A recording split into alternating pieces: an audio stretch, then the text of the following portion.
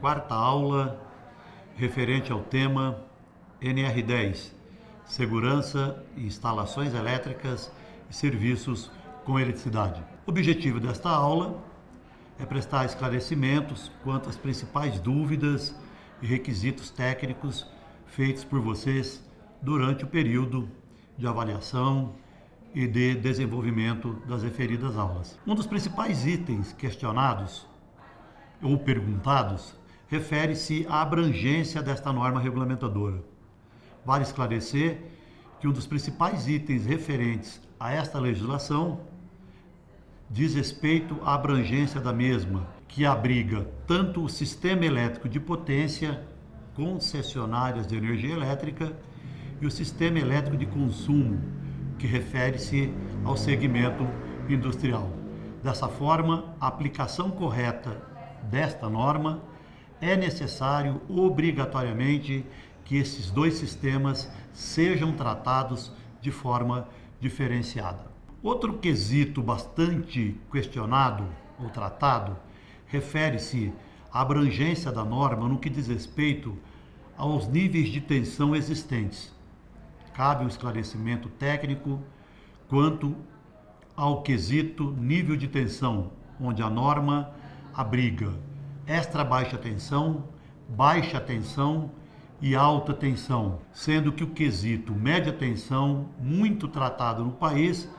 não se aplica especificamente dentro do texto da NR10, mas sim dentro das normas da ABNT. E dessa forma, quando tratarmos do quesito média tensão, que é de 1 kV a 36,2 kV, para a NR10 deverá ser considerado como alta tensão. Isso não muda nada na aplicação da norma, é simplesmente uma questão teórica prevalecendo para análise em gênero o que está escrito na NR10. Outro item também bastante questionado diz respeito a um quesito citado no texto orientativo referente a medidas de controle face a influências externas. Este termo, muito pouco utilizado pelos profissionais da área elétrica e de segurança do trabalho, diga-se infelizmente, é fundamental para que se tenha noção correta de como aplicar corretamente os requisitos técnicos estabelecidos para projetos e medidas de controle para riscos elétricos, sob pena da criação de paradigmas que hoje imperam em todas as pessoas, sejam profissionais da área elétrica ou sejam usuários, quanto a uma desmitificação do quesito choque elétrico e arco elétrico. Assim, quando tratamos de influências externas, isso refere-se a requisitos técnicos obrigatórios estabelecidos pelas normas técnicas quanto a medidas de controle para riscos elétricos de choque elétrico por contato direto e indireto e, principalmente, vale a pena ressaltar o requisito estabelecido como competência de pessoas, também bastante questionado, bastante discutido nos itens estabelecidos por vocês. Ressalta-se que competência de pessoas é uma influência externa de utilização, onde nós definimos em normas técnicas 5 grupos de pessoas que podem estar expostas a riscos elétricos, onde destacamos grupo 1, denominado BA1, pessoas comuns, grupo 2, BA2, crianças, grupo 3, BA3, incapacitados, grupo 4, BA4, pessoas advertidas, operadores, mecânicos, e grupo 5, pessoas qualificadas, pessoas que são da área elétrica. Isso é importante porque para cada grupo de pessoas é admitido o uso de determinadas medidas de controle. Da mesma forma, também é admitido a exclusão de determinadas medidas de controle. Assim, ressalta-se novamente que, para pessoas do grupo BA1, pessoas comuns, só é admitido a proteção total quando tratamos de riscos elétricos. Ou seja, a instalação elétrica tem que propiciar segurança para os usuários, não dependendo do conhecimento dos mesmos para protegerem-se contra riscos elétricos. Quando tratamos de BA2, crianças, esse quesito é específico para locais de crianças, como por exemplo, parques de diversão, escolas de criança, onde o risco elétrico deve ser controlado especificamente em critérios de projeto, porque não se pode imaginar que uma criança tenha que ter conhecimento sobre o risco elétrico para se proteger do mesmo. O mesmo vale para pessoas incapacitadas. Hospitais é uma condição específica, mas principalmente para asilos ou hospitais de idosos, onde da mesma forma é inadmissível pensar-se no conhecimento dessas pessoas para poder proteger-se contra riscos elétricos. Diferentemente disso, quando tratamos de BA4, mecânicos e operadores, é admissível medidas de controle como conhecimento e como procedimentos específicos para uso, desde que essas pessoas não executem atividades de intervenção em instalações elétricas de forma direta, e sim simplesmente o uso ou operação de equipamentos elétricos. Agora, quando falamos de pessoas BA5, que são tratadas como pessoas qualificadas, e aí sim tem a ver diretamente com a NR10 no quesito riscos elétricos, deve salientar-se que nós admitimos aquilo que chamamos de proteção parcial, ou seja, profissionais da área elétrica podem sim ser expostos cotidianamente a riscos elétricos, uma vez que procedimentos de trabalho, o próprio processo de autorização e medidas de controle específicas em análise de riscos, uso de equipamentos de proteção individual, medidas de proteção coletiva e etc., podem ser utilizadas como requisitos de controle. Isso estabelecido é fundamental, então, para esclarecermos um paradigma quanto a requisitos de controle para a exposição a riscos elétricos.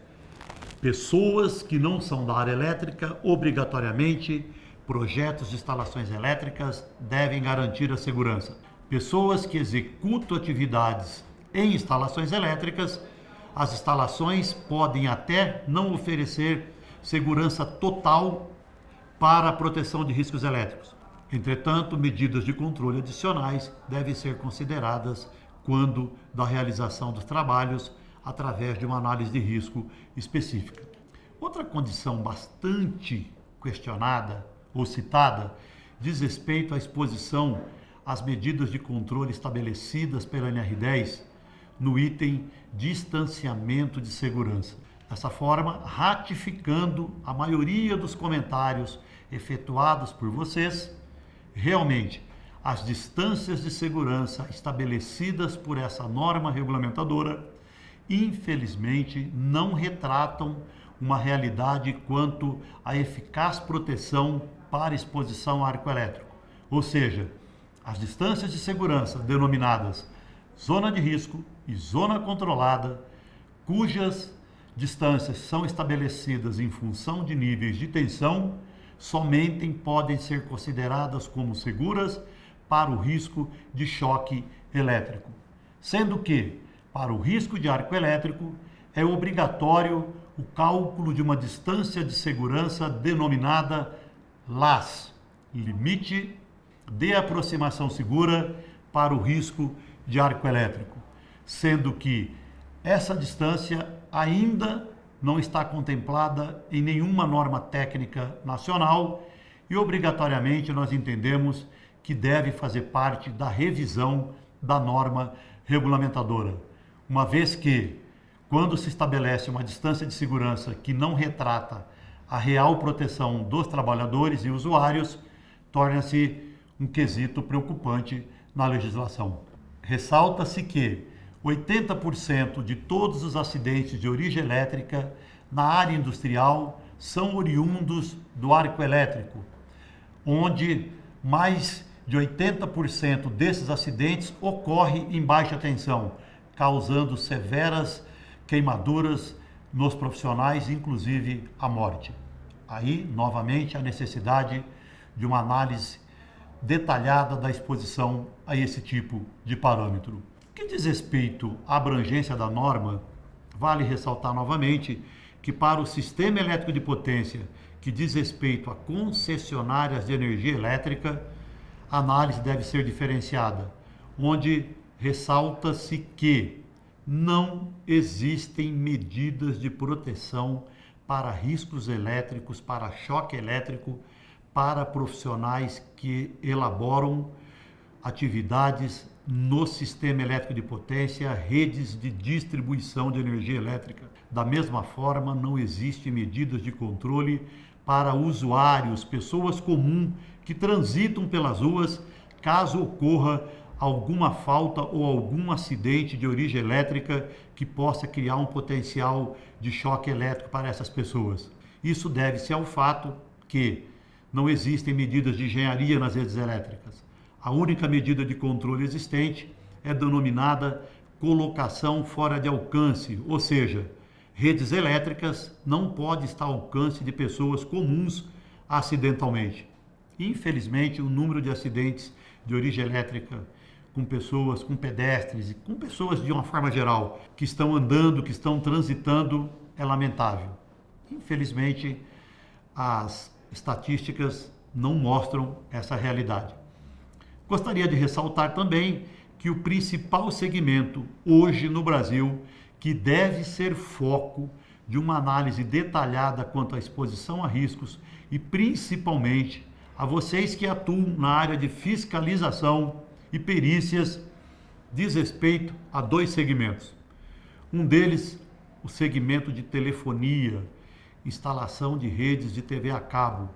que lamentavelmente é o pior setor existente no país hoje, responsável pelo número de mortes muito grande de trabalhadores dessa área, onde predominam empresas que não têm qualificação suficiente para tal, num processo de terceirização preocupante,